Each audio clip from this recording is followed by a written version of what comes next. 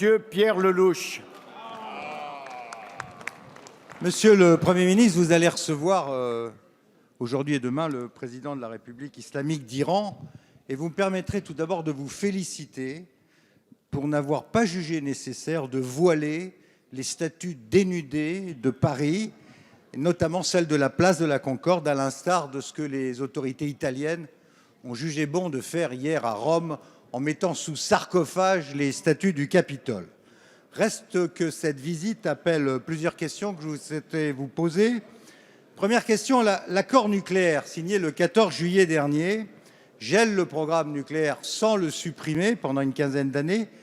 Quelles sont, selon vous, dès lors que les sanctions sont levées, nos perspectives dans ce pays et surtout, quelle est notre capacité de remettre éventuellement ces sanctions si ça devenait nécessaire? Deuxième question, quelle est votre évaluation des marges de manœuvre du président Rouhani dans un pays qui est encore largement tenu par la hiérarchie religieuse et qui persiste à vouloir rayer Israël de la carte?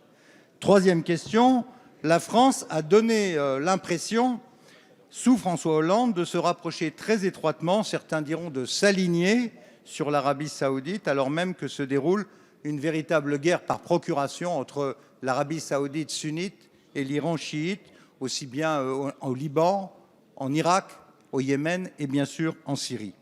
Or, il ne peut pas y avoir de règlement dans cette guerre de Syrie qui rentre dans sa 6e année sans qu'il y ait de dialogue avec les Syriens et avec les Russes, ce que l'opposition n'a cessé de vous dire depuis 3 ans, mais sans aussi qu'il y ait de dialogue entre l'Arabie et l'Iran. Quelles sont, Monsieur le Premier ministre, les marges de manœuvre de la France pour servir de négociateur, de facilitateur à un dialogue entre l'Arabie saoudite et l'Iran, alors même que nous recevons de plus en plus et le terrorisme et les vagues migratoires en provenance de Syrie? La parole est à Matthias Fekl, secrétaire d'État chargé du commerce extérieur, de la promotion du tourisme et des Français de l'étranger. Merci Monsieur le Président, Mesdames et Messieurs les députés, Monsieur le député Pierre Lellouche. Vous interrogez le gouvernement sur l'Iran et il y a beaucoup de questions dans votre question. Je vais essayer de répondre à chacune d'elles. D'abord, sur les sanctions. Vous avez raison de dire que la levée des sanctions est maintenant en vigueur, suite à l'accord de Vienne du 14 juillet dernier, et vous connaissez le rôle joué par la diplomatie française à travers Laurent Fabius à cet égard, avec une position de fermeté constructive.